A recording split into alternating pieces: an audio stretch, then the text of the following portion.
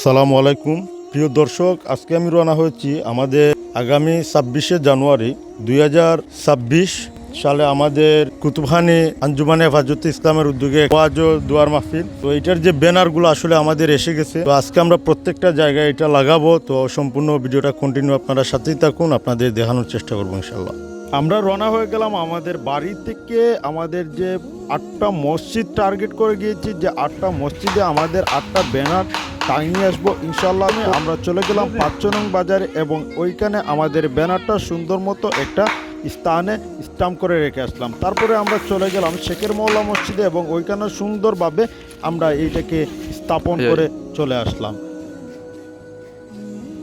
৬টা মসজিদ বাকি ছিল, ৬টা মসজিদেই আমরা সুন্দর মতো এই ব্যানারগুলা এইখানের মধ্যে স্থাপন করে চলে আসলাম। সর্বশেষে বড় বাজারও আমরা একটা ব্যানার দিয়েছি, যেটা আপনারা খুব সহজেই দেখতে পারবেন এবং আমরা ওয়াজ সম্পর্কে সম্পূর্ণ একটা সুন্দর তথ্য পেয়ে যাবেন ইনশাআল্লাহ।